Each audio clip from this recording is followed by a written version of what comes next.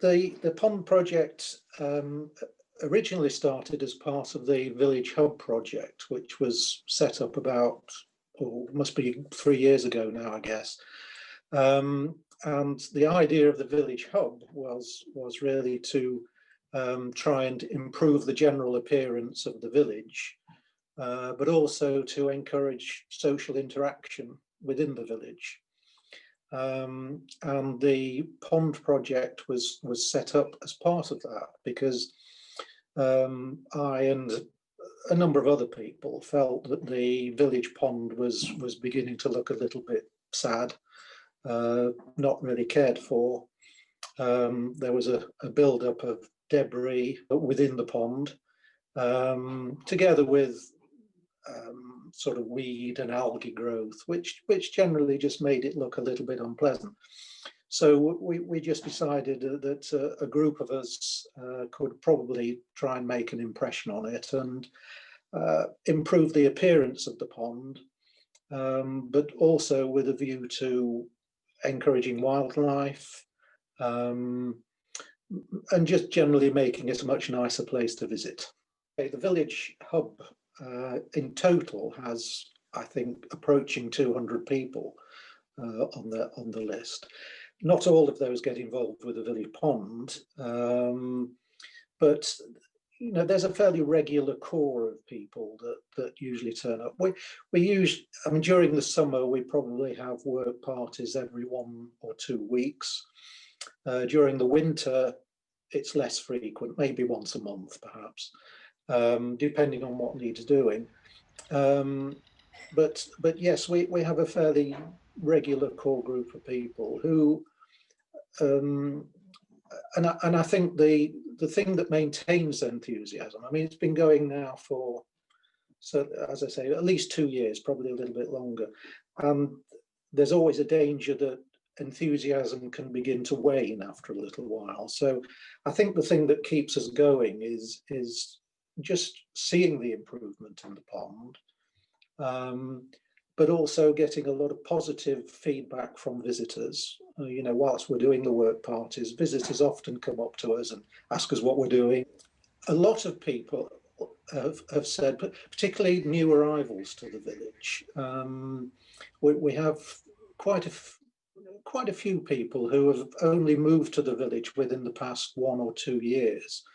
And what they've said is that they've found the hub in general, but certainly the pond group in particular, they found it a very good way of getting to know people, which they otherwise perhaps wouldn't have done. And even those people who've been in the village for a long time will say it's just nice to meet up with a group of perhaps like-minded people who, you know, care a bit about the village, and yeah, we just have a nice time, and I guess we feel as though we're doing something useful, and we can see the benefits of what we do. So I think all of that is, you know, has to be positive really for the people within the village and those in particular who want to take part. The first thing to be aware of is that there are health and safety issues which need to be considered when people are working in and around water. There are things that you need to consider. Before I took on the role, I did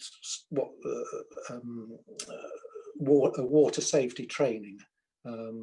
There are various courses available, most of which are now online, I think. But water safety training courses, they're generally provided by fire and rescue services around the country. And you can find these by going online. And I think it would be well worth considering doing one of those courses, not only to make sure that you're doing all that you can to maintain safety, but also for insurance purposes. I think insurance companies and the hub overall is insured for the various participants. So I think if you can show that you've got someone who's done a water safety course, it helps with insurance matters. But yeah, apart from that, I keep coming back to, but just make sure that you have fun while you're doing it, because otherwise, you know, people will not continue to turn up week after week or month after month. And set yourself targets, set yourself realistic targets.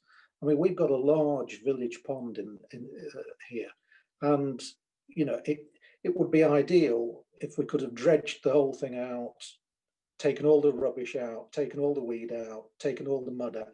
But of course, that's not realistic. So decide what you can do, what you think is important, and just maybe aim to start small in the beginning, and then as you get a bit more experience and realize what you can do and perhaps what you can't do, then you get a better feel for what's possible.